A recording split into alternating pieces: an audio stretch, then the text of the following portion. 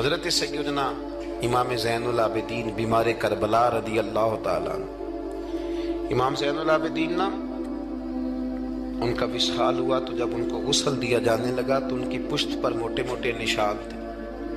لوگوں نے آپ کے صاحبزادے سے کہا یہ نشان کس بات کے ہیں؟ تو صاحبزادے رو پڑے، فرمانے لگے میرے ابا جی نا رات کو اناج کی بوریاں اپنی پشت پہ رکھ کے غریبوں کے گھروں میں پہنچا کے آیا کرتے۔ تب لوگوں میں تجسس پیدا ہوا کہ صاحبزادے آپ کہاں رہتے تھے؟ تو فرمانے لگے میں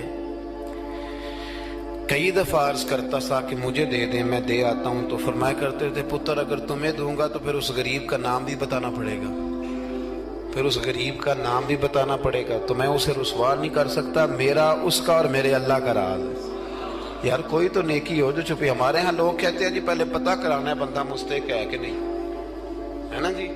پہلے میں نے امام شافعی سے بھی ایک بندے نے آ کے کہا تھا، اس نے کہا جی میرا دل بڑا کرتا ہے سخاوت کروں پر مستحق بندہ کوئی نہیں ملتا۔ تو امام صاحب فرمانے لگے تیرے پاس جو کچھ اللہ نے تجھے دیا ہے تو اس کا مستحق تھا، تیرا حق بنتا تھا۔ وہ چپ کر گیا، کہنے لگے اگر رب کریم نے تیری خوبی کوئی نہیں دیکھی اور تجھے اپنے فضل سے عطا کر دیا تو اللہ کے بندوں کو کیوں ٹٹولتا پھرتا ہے؟ اب تو انٹرویو اتنا سخت لیا جاتا ہے، اتنا سخت غریب کا انٹرویو ہوتا ہے کہ وہ کہتا ہے اس خیرات سے تو مر جانا ہی بہتر ہے، اتنا سخت انٹرویو لیا جاتا ہے۔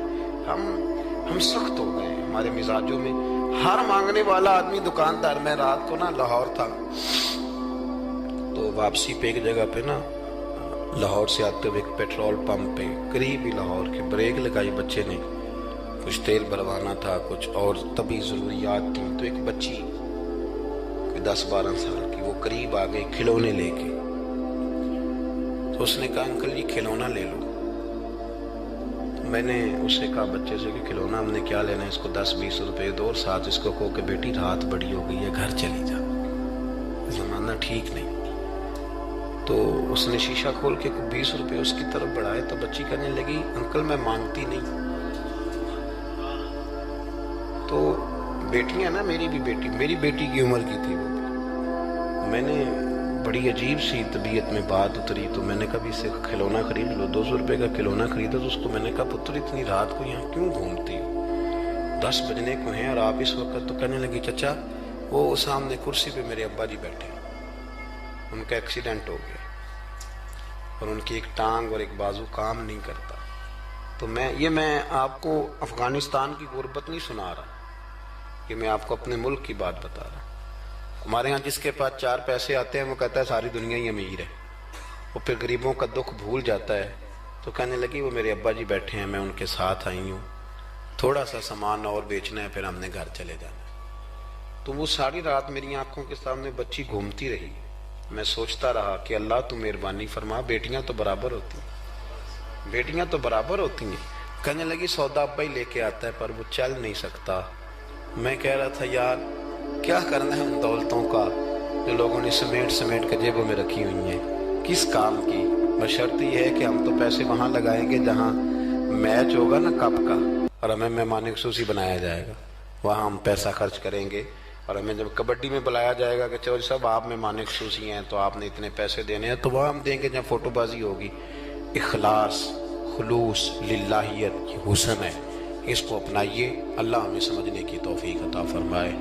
میں مسافر سا آدمی ہوں، ابھی ایک جگہ پہ اور بھی آگے جانا ہے، اور یہ بھی دعا کریں کہ رات کا وقت ہے کوئی رستہ آسانی سے مل جائے۔ ہم جو پروٹوکول نہ لینے والے بندے ہیں نا، انہیں رستہ بھی مشکل سے ملتا ہے۔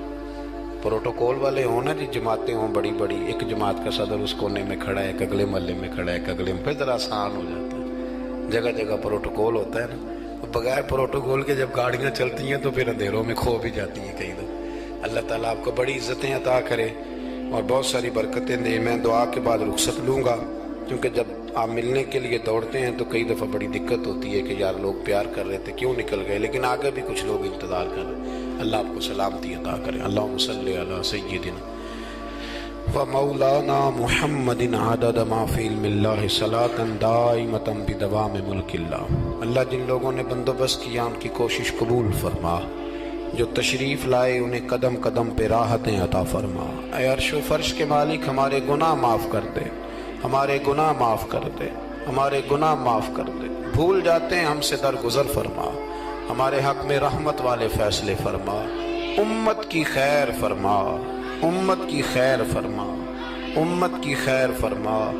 اے اللہ کشمیر کی بیٹیاں روتی ہیں، ان کی مدد فرما، فلسطین کی مائیں تڑپتی ہیں، ان کی مدد فرما، برما کے مجبور خیموں میں رہتے ہیں، ان کی مدد فرما، عراق شام فلسطین سارا ٹوٹ گیا ہے، اللہ ان کی مدد فرما، پاکستان کو نظام مصطفیٰ صلی اللہ علیہ وسلم کا گہوارہ بنا دے، ہماری مسجدیں آباد کر دے، ہماری مسجدیں آباد کر دے، ہمارے دلوں کو روشن فرما دے۔ اے اللہ مرنے سے قبل سچی توبہ کی توفیق دینا، اے اللہ ایمانداروں جیسی موت دینا، ہمیں پردہ پوشی عطا کر دے، ہمارے گناہ بخش دے، ہمارے حال پہ رحمت کر دے، ہمارے ساتھ درگزر والا معاملہ فرما، ہماری اس بستی پر اس گاؤں پر اپنا فضل فرما۔ اللہم انا نسألک العفو والعافیۃ فی الدین والدنیا والآخرہ۔ اللہم اعز الاسلام والمسلمین فانصرنا علی القوم الکافرین، وصلی اللہ تعالی علی حبیبہ سیدنا و مولانا